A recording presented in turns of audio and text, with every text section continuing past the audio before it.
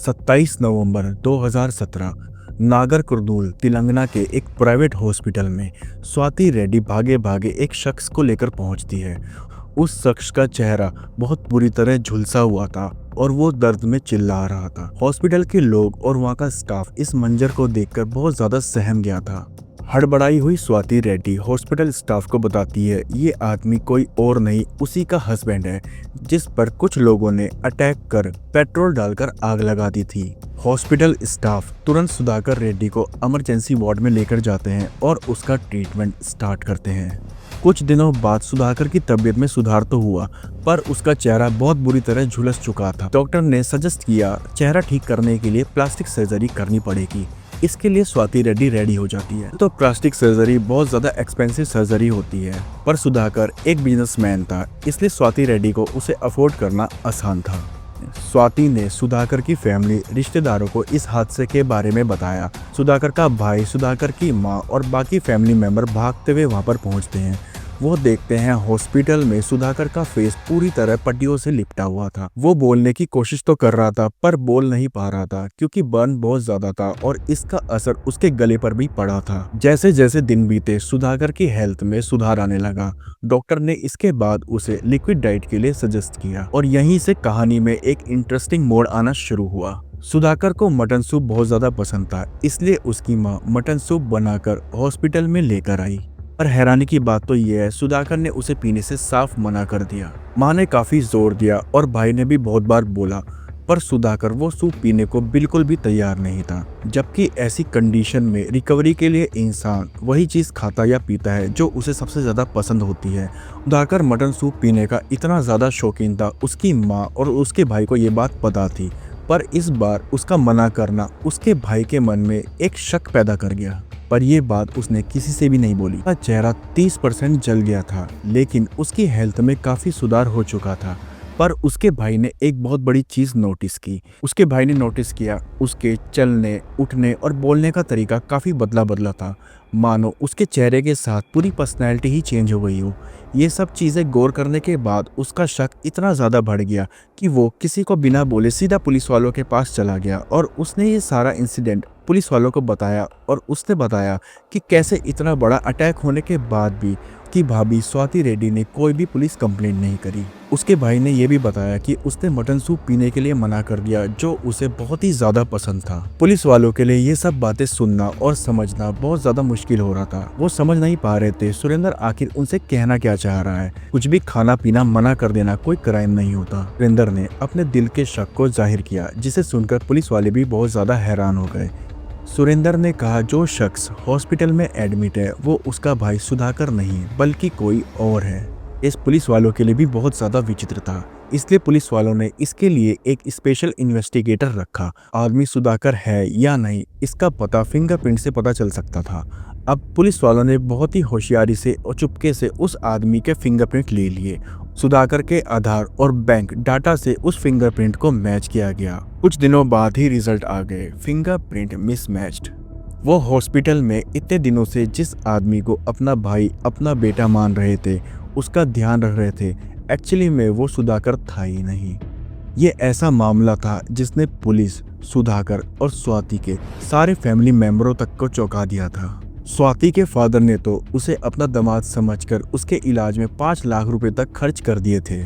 अब सवाल आता है वो आदमी कौन है और असली सुधाकर कहाँ है और स्वाति क्यों उस आदमी को सुधाकर बता रही है। तो ऐसा कौन सा राज था जो स्वाति सबसे छुपा रही थी।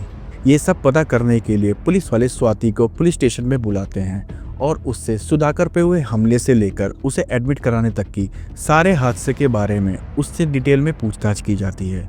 पुलिस वालों ने स्वाति की बातों और बयान में बहुत सारे लूपहोल पाए, इसलिए पुलिस वालों ने स्वाति से जब सख्ती से पूछताछ करी। स्वाति कोई प्रोफेशनल क्रिमिनल नहीं थी, इसलिए स्वाति थोड़ी देर बाद ही टूट गई और उसने सब कुछ सच बताना शुरू कर दिया। एक ऐसा सच जिसे किसी ने भी अपने सपने में नहीं सोचा होगा। साल था 2014। सुधाकर और स्वाति की शादी हुई थी। ये एक अरेंज मैरिज थी। सुधाकर पेशे से एक बिजनेसमैन था और स्वाति एक हॉस्पिटल में नर्स थी।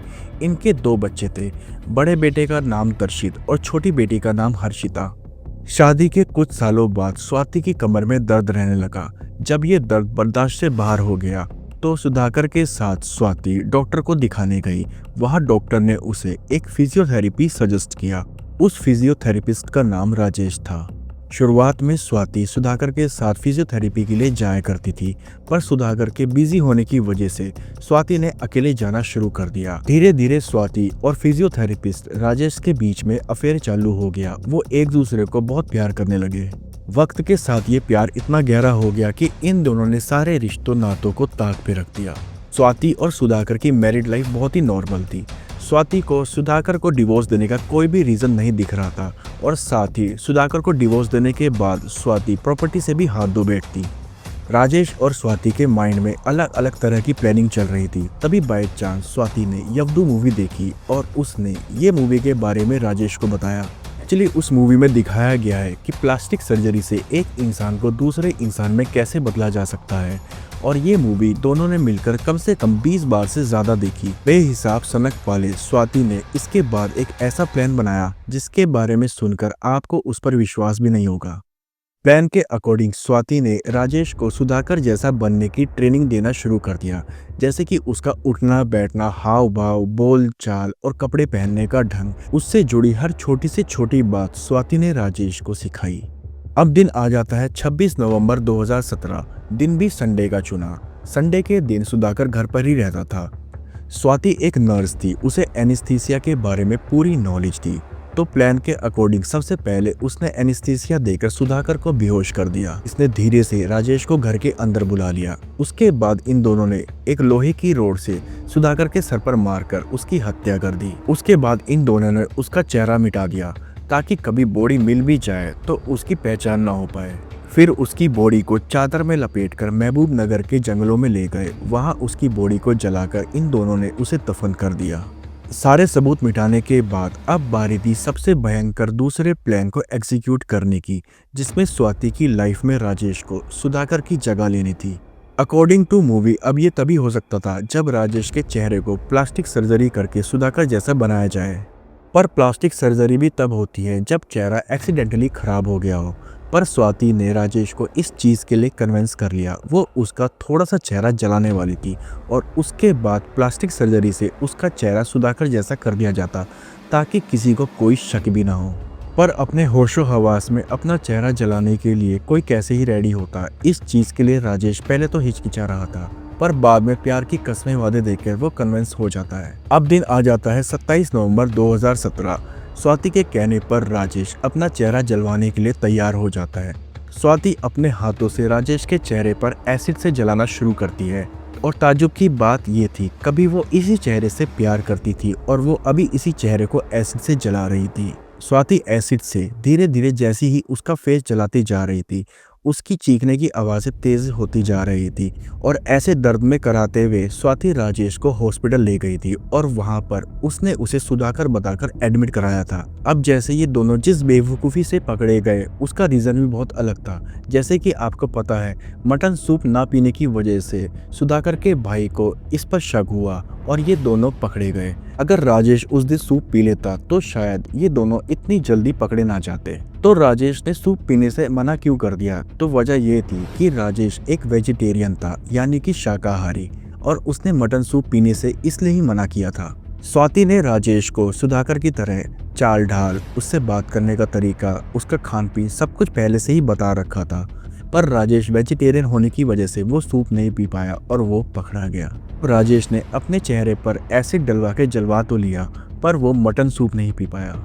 इन द एंड इन दोनों को अरेस्ट कर लिया गया। मूवी देखकर प्लान बनाते समय इन दोनों ने एक बार भी नहीं सोचा कि किसी इंसान का सिर्फ चेहरा ही उससे नहीं जुड़ा होता, उसकी आदतें, उसका वर्क, बहुत सारी चीजें होती हैं जो उससे जुड़ी हुई होती हैं और आप लाख कोशिश करने के बावजूद भी इन चीजों की नकल नहीं कर सकते।